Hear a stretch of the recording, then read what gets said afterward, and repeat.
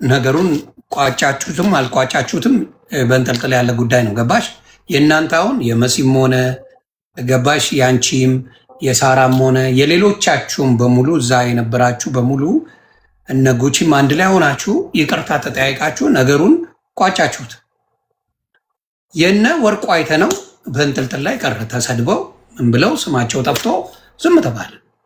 እሺ እሱን የነበረበት ነገር ቅድሚያ መሆን የነበረበት አይ እዚህ ጋርም የተጠራ ስም አለ፣ እናንተ አብራችሁ ናችሁ፣ ብዙ ነገር አውርታችኋል ብሎ ነው የሚታሰበው አብራችሁ ስለሆናችሁ። ስለዚህ የዚህ ሰው ስም ሲጠፋ ምንድን ነው ጠይቀናል ዝም የተባለበት? እሷን ዝም አላልንም፣ ጠየቅን። እሷ መረጃ እማወጣው ይሄን ያህል አንበሳ ከተሰጠኝ ይሄን ከተባልኩኝ ነው አለች። አሁን በግለሰብ ደረጃ ስታየው ጆከር ከኔ በላይ ለወርቁ አይተነህ የሚቀርብ ሰው ነው። ኦኬ ከኔ በላይ ከሳራም ጋር ጥሩ ሪሌሽን ያለው ሰው ነው። ትላንትና ልጄ፣ እናቴ፣ አክስቴ፣ እህቴ ሲባባሉ የነበሩ ሰዎች ዛሬ እኔ ለምን እንድጠይቅለት ፈለገ? እሱ ለምን እኔ ኃላፊነት ወስዳለሁ ለዚህ ነገር?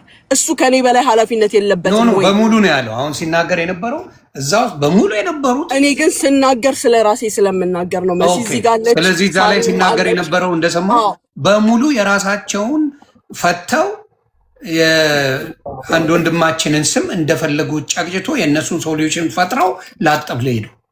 የእሱ ጉዳይ ግን ምንም አይባልም። ይሄ ልክ አይደለም የሚል ያለው ጆከር። ኦኬ እኔ በደፈናው ይቅር ስል ለአላህ ስል ነው ይቅር ያልኩት፣ አልተጎዳሁም ብዬ ወይም ተስማምቼ አይደለም። ነገር ግን አንድ ሰው እያየሁት መቼም አይሞትም። ይቅርታ ስል የራሴ ሰበብ አለኝ። ነገር ግን ከኔ በላይ ለሱ ቅርበት ያለው እሱ ለሷም ቢሆን ጥሩ ሪሌሽን ያለው ሰው ለምንድን ነው ያልጠየቃት? በአካል ሄዶ መጠየቅ ይችላል፣ ኢቭን በሚዲያ መጠየቅ ይችላል አይደለ እንዴ? ለምን አጀንዳ በአጀንዳ እንዲቀየር ጭራሽ የአርስት እንዲረሳ ነው የተፈለገው? መሲ እርዳታ ብር በልታለች፣ ሳሪ ተረድታለች፣ ሙኒት ደግሞ የደላላ ሌባ ነች ተብሎ ይሄ ነገር ልጠይቃችሁ ሁለታችሁ እዚህ ላላችሁ ታሜንም መሲንም ሙኒትንም ጠይቃለሁ። ብዙ ነገር እንግዲህ ማታጉድ ሰምታችኋል። በሄለን አይደለ ሰምታችኋል። በዚህ እንስማማለን አይደል? እሺ ባያችሁት ነገር ላይ አንቺን አጭር ጥያቄ ነው የምጠይቅሽ፣ ታሜንም መሲንም። ወርቁ አይተነውን ኤችአይቪ ያለበት ብላ ታውራለች ብላችሁ ታስባላችሁ? ከሆነ ነው ወይም አይደለም በሉ። ምክንያቱም ብዙ ወሬ ተወርተዋል። ወርቁ አይተነውን በዚህ በተወራው ነገር ባያችሁን ነገር ላይ ሳራ ታወራለች ወይስ አታወራም? አሁን ባለው ነገር እንደ ሰው ሆናችሁ መልሱ። እንደ እውነተኛ ሰው አንቺ ሙስሊም ለሐቂ ስትይ፣ ታሜም እንደዛው፣ መሲም ለሐቂ ስትይ ተናገሩ። እኔ እንደ ራሴ በአሁኑ ሰዓት ታደርጋለችም አታደርግምም የሚለውን ነገር ማለት ማፈር ነው። ምክንያቱም እኔን ያላደረገችኝ ነገር ስለሌለ ለጤነኛ ልጆቿ ስትል በሽተኛ ልጆቼን ስታስነሳ ምንም ስላልተሰማት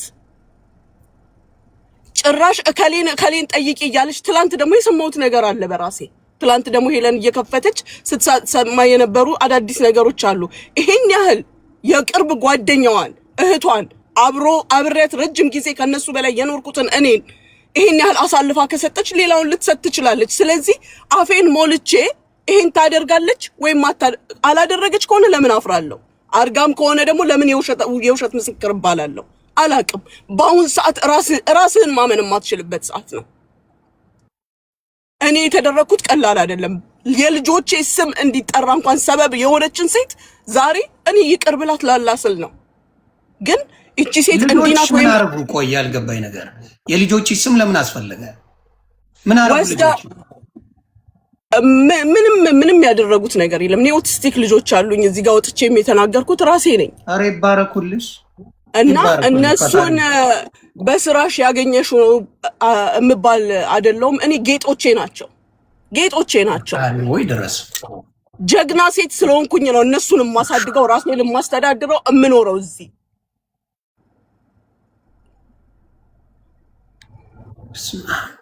ጤነኛ ልጆች ናቸው ያሏት። የእሷ ልጆች ቢሰደቡ ምንም አይደለም። የኔ ልጆች ግን ለማንሳት እንኳን ስማቸውን ያሳሳሉ። ተረጋጊ ሙኒት ያደርጋል። የልጅ ነገር የሚገባው ይገባዋል፣ ግን ስሜት አያቱኝ አደራ። ግን ለምን በዛ ደረጃ መባል አስፈለገ? ምክንያቱም ለጠየቅኩት ጥያቄ የተመለሰልኝ መልስ ይሄ ነው። ለምን ይሄን አደረግሽ? ምን አደረግኩሽ? ምን አደረግኩሽ ስል ስድብ ፍራቻ፣ ልጆቼና ባለቤቴ ስለተሰደቡ ስድብ ፍራቻ ብላ ለመለሰችው ንግግር አትሊስት ልጆችሽ ጤነኞችና በፈለግሽው ቦታ ላይ ያሉልሽ ናቸው። ቆይ አንዴ ሙኒት ሚውት አድርጊው። ታሜ አረጋጋልኝ። የልጅ ነገር በጣም በእውነት እግዚአብሔር በእውነት ይደብራል። ዮኒ ወንድም ያልተጎዳ ማለት ሰው የለም ሰራሃ። ስለዚህ خلاص يعني ሙኒት ተይ በቃ ወደ ራስሽ ተመለሽ። ልጆችሽን አላህ ያሳድግልሽ። እንደውም ከዛም የበለጠ ማለት ትልቅ ደረጃ እንድታያቸው ነው ምኞታችን ነው። ፈጣሪ ጠብቅልሽ ልጆችሽ። በሰው ወሬ በምናምን ማለት ምንም ማለት በሰው ወሬ ምንም አይሆኑም ልጆችሽ። ይሄን ታውቂ አሉ አላሉ ይመጣ ነገር የለም በልጅ አልሐምዱሊላህ ብለሽ ማለት ነው። አላህ ማለት ከዛም የበለጠ ይክሰሻል ማለት ነው። ስለዚህ ሐቢቲ ምንም አንድ ደቂቃ ራስዎን እንደዚህ እንዲከፋሽ ራሱ አልፈልግም። በአላህ ይይዝሻለሁ። እሺ እኔ ትዝ ይለሻል ወላሂ አንቺም በልጆችሽ ያስማልሽኝ ሳሪም እንደዛው ወላ ሌላ ነገር ነበር። አንቺም ታውቃለሽ፣ ሁላችንም እናውቃለን። ስለዚህ በአላህ ሙኒት ወደ ራስሽ ተመለሽ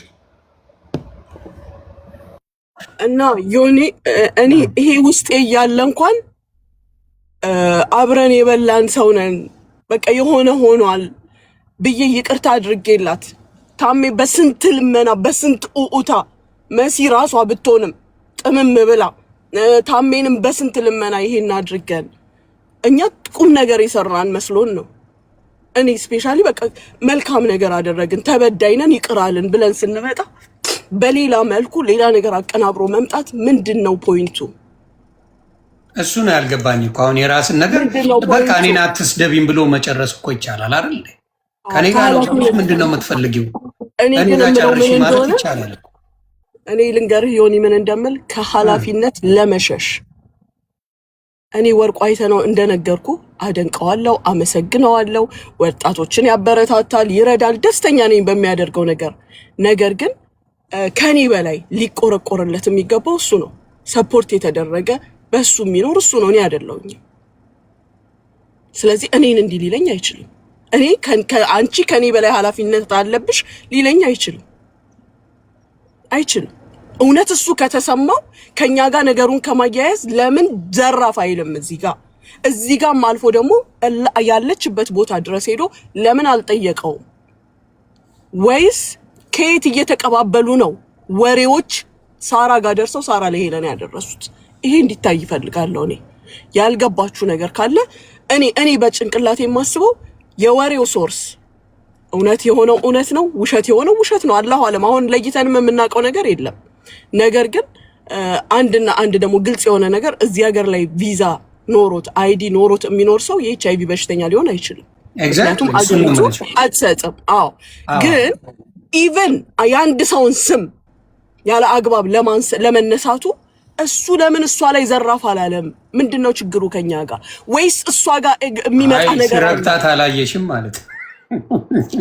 እንደዛ ረገጣ እኮ አይደል። ስድብ እኮ ምንም ትርጉም የለውም ዮኒ፣ ስድብ ምንም ትርጉም የለውም። ግን እንደዚህ እዚህ ጋር ቁጭ አድርገህ ከኔ ጋር እንደምታወራው በክብር የምትጠይቀኝ ጥያቄ ፖይንት ይጥላል። ስድብ እኮ ይሄ እኮ የሚያመጣው ለውጥ የለም፣ እኔ ላይ ምንም ለውጥ አያመጣም። ነገር ግን ቁጭ አድርገህ እዚህ ጋር በስነ ስርዓት የምትጠይቀው ጥያቄ ያ ነው ፖይንቱ። ውስጡን ሳራና አውራት አለው ስለ ወርቁ ጉዳይ በጣም ሀት ኢሹ ነው ማለት የሰው ስም በዛ ደረጃ መነሳቱ እውነት ከሆነ መታትና እንደዚህ ነው አይደለም የሚባለውን ነገር ራሳቸው ይጨርሱ። ግን መነገር አለበት። ከቨር ተደርጎ እንደ ቀልድ ተደርጎ የሚታይ ነገር አይደለም። ምክንያቱም እንደምናውቀው ወርቁ ይረዳል፣ አከተመ፣ ሌላ ነገር የለውም። እስከምናውቀው የትም ሶሻል ሚዲያ ላይ መጥቶ አያውቅም። ኢቨን ጉቺን ሲያገኛ በሶስተኛ ሰው እንደሆነ ነው የሰማነው። ከዛ በኋላ ነው ገንዘብ ለመውሰድ የሄደችው። ከዛ ውጭ የምናውቀው ነገር የለም። እራሳቸው ሲናገሩ በሰማነው ማለት ነው። ከዛ ውጭ የለም። ስለዚህ ያንን በመጥፎ ማውራቱ የተፈለገበት አጀንዳ የወርቁ አይተነው ምን እንደሆነ ስላልገባኝ ነው። ገባሽ? በጣም ወይስ አማራን እየመረጡ አሁንም ወልደ ጊዮርጊስ የሚባለው ወንድምንም እየተረገጠ ነው፣ እየተሰደበ ነው፣ ሌባ ነው እየተባለ ነው፣ ብዙ ስም እየጠፋበት ነው። እና ምንድን ነው የአማራ ወንድሞችን ትንሽ ነው ባለሀብት የሆኑትን ወንድሞች እየጠበቁ ማጅራት የሚመጣው ለምንድን ነው? የኦሮሞ ባለሀብት፣ የትግራይ ባለሀብት፣ የደቡብ ባለሀብት ምንም አይነት ስሙ የማይጠፋው ግን የአማራ ባለሀብቶች ትንሽ ብቅ ሲሉ አንገት እየተባለ ስማቸው የሚጠፋው ለምንድን ነው? ይህን ነገር ቆም ብሎ ማሰብ ጥሩ ነው ብዬ አስባለሁ። ስለዚህ ከፖለቲካውም አንጻር አብሮ የሚሄድ ስራ እየተሰራ እንደሆነ ነው የሚሰማኝ። ምክንያቱም ወርቋተ ነው አንድም ቀን ወጥቶ እንደዚህ አይነት ነገሮች ላይ ገብቶ አያውቅም።